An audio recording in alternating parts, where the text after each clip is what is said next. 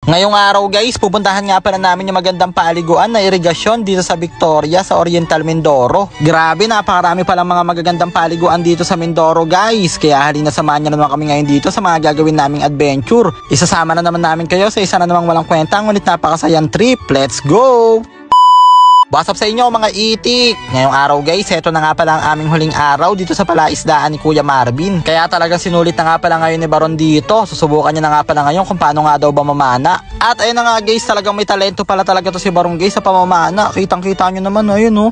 Sapol na sapol yung wala. At dahil ilang oras na nga pala at hindi pa si Baron nakakatama, kaya naisipan na lang namin ngayon dito na manghuli na mga suso. Bali yung mga mahuhuli nga pala namin ngayon guys, eto nga pala yung uulamin namin mamayang gabi. Kaya ayun guys, grabe sobrang dami namin dito nahuli. At maya nga lang guys, eto nga pala si Baron, nagsuot na nga pala siya ng sapatos dito para daw hindi sumakit yung paa niya dahil may mga nakausli pala dito na mga ugat-ugat. At ayan guys, sobrang dami pa nga pala dito nahuli kaya marami kaming uulamin mamayang gabi. Bali yung tawag nga pala daw dito guys sa lugar dito, ang tawag dito ay sabilan.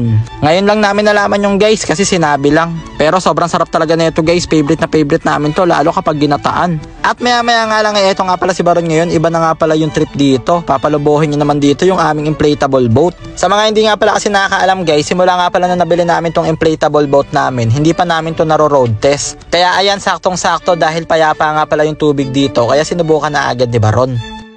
Ay, ganun pala! Ganun pala yun!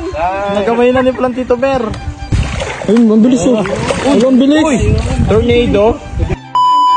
At ayun na nga guys, maya lang, eto na nga pala yung mga nahuli namin ngayon. Luto na nga pala sila at ginataan na. Kaya magpo-food na kami ngayon guys. Tamang food trip na naman ng mga itik.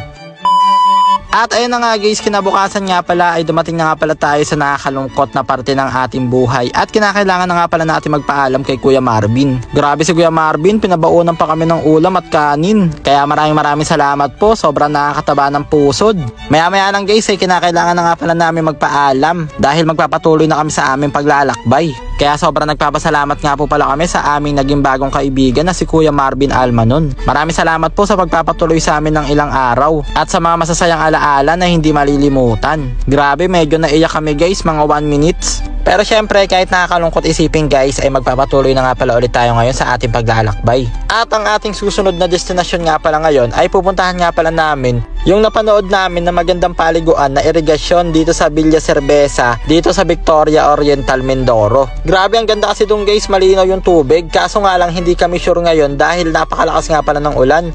Sabi daw kasi guys, kapag malakas daw yung ulan, lumalabo daw yung tubig dun. At ayun guys, pagdating nga pala namin, tama nga pala yung hinala namin dahil medyo malabo nga yung tubig ngayon. Pero no problem yan guys dahil ligon-ligo na nga pala ngayon si Baron mataas tumalon, 20 baon.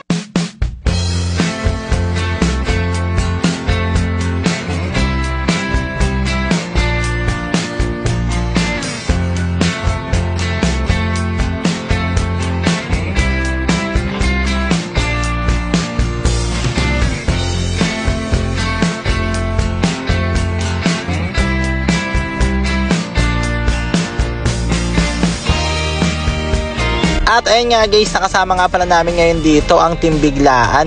Sila nga pala ang nakasama namin ngayon guys at nagturo sa amin kung saan nga ba yung mga magagandang puntahan dito sa kanilang lugar.